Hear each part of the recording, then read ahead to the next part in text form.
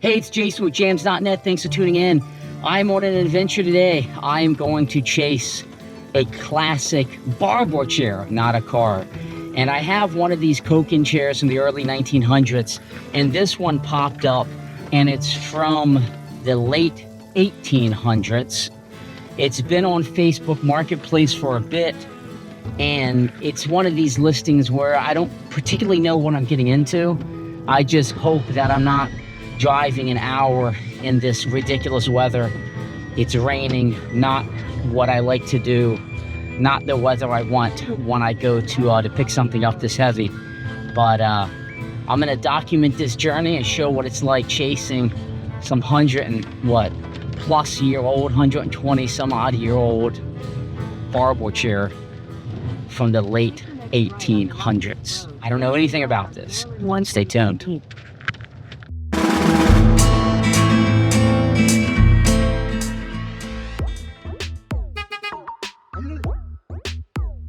Now, before you do any adventure and chase anything, you got to get the necessities.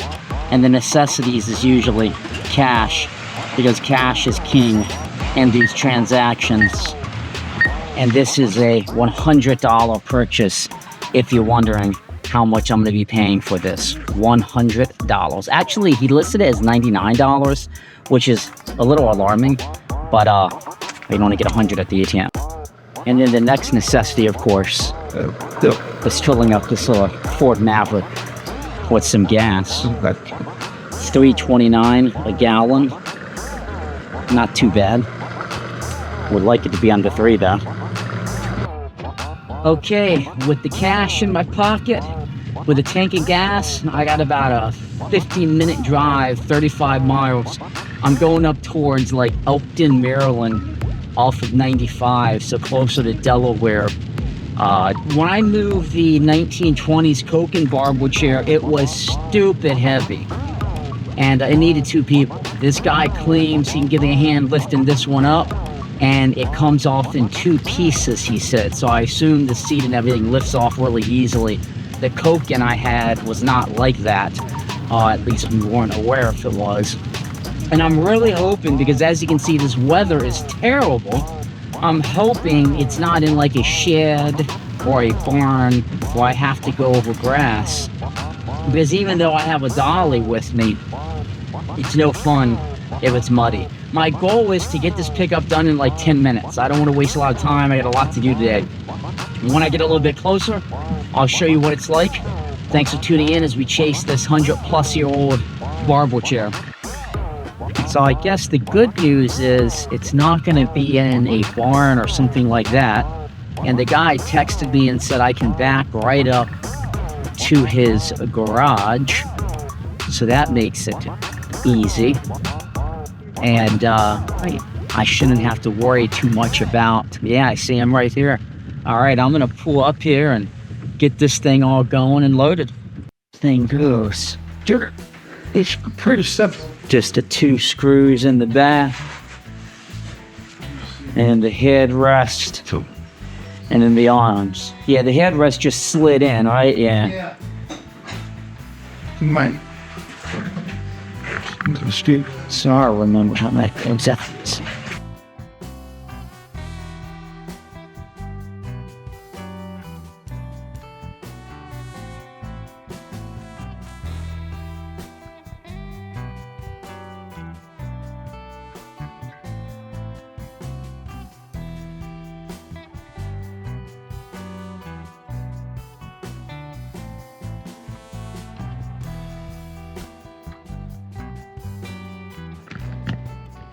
All right, so I just loaded everything up, and the story is this guy actually runs a business doing like clean outs of homes and estates, and that's how he got this old chair. Now, I'm not 100% if it is a barber chair, because it has this apparatus on the left-hand side, which would lead me to believe like a tray table or something could be put on it.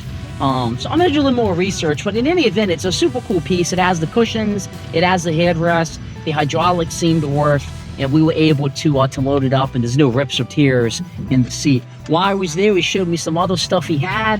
One of the items was an old Costco stool from like the 40s. He gave me that for a really good price, and he had some more gas cans, which as you know, I love for the antique boots. So I hope you enjoyed this chase. I'm going to show a few more videos of this here in a second once I get home and all of this rain stops. Okay, I got it up to the building. It is a few days later. I had some really bad storms and things I had to take care of. But while I have it up on the lift, I'm going to do a cleaning of this. And I'm going to give you a good review of this. So this is no cracks whatsoever. This has not been cleaned yet on the porcelain base. I assume this was chrome or something. It has rusted a little bit.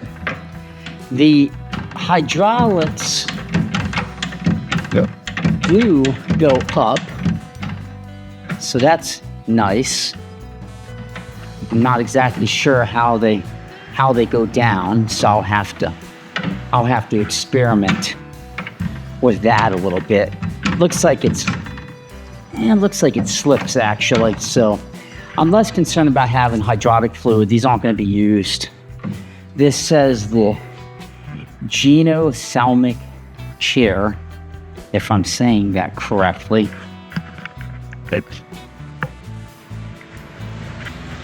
I took the back off to transport it, so I'm going to put the back on. It's laying right there. This is what I'm confused by. This is what makes me think it's not a Barber chair. Like, what is all this apparatus? I have no idea what all of this is for. So I got to do some research on that. The nice thing is it just has three bolts that hold it on. So I could very easily take this and get it like chromed or something to make it really nice.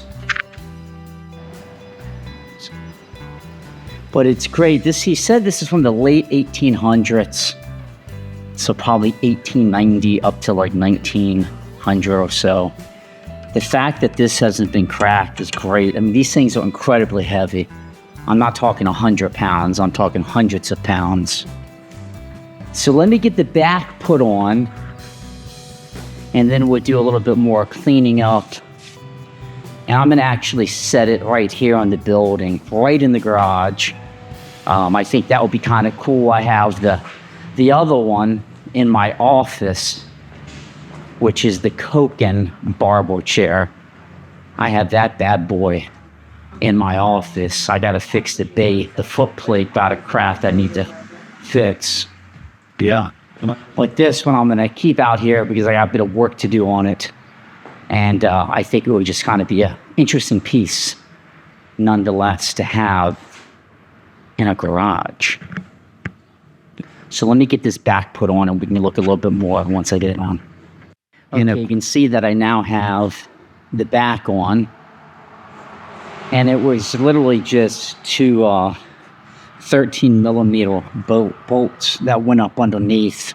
And then you had this mechanism, which I believe is how back in the day you would have adjusted the chair. You can see I kind of tilt that up, and it will actually lay you all the way back, which leads me to believe this is even more so a dental chair versus a barber chair.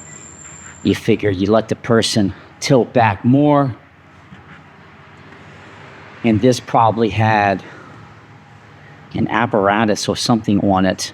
I gotta research, maybe holding a tray or something. But what I want to do is just clean this up a little bit, and then I'm going to go ahead and put the seat on, and I'll clean the base and everything and get it ready for what I'm going to position it. And of course, my favorite cleaner, this is really a degreaser that I use, is this Super Clean. I'm using it on this 100+ year old chair, and you can just see how the porcelain instantly starts to shine. I love this cleaner. Like, this is like thick, nasty grime from who knows what. Spray a bit of that on it. And it just works. It's magic. I use this stuff so frequently. Be sure to enter the giveaway. I'm giving some away for free. But you can really see how this base gets nice and clean.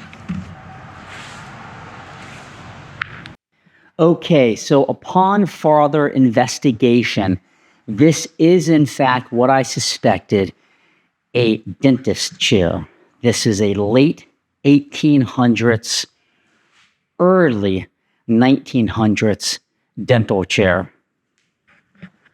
So this would have, I guess, the apparatuses that one would use, and they could raise and lower and probably get it closer to the patient. What I've learned also is that these chairs, basically back in the late 1800s, a barber chair, a dental chair, any of those were the same. And then companies came out with iterations for specific specialties, such as dentists, such as eye doctors, and so on and so forth. So this is kind of cool because I have a barber chair.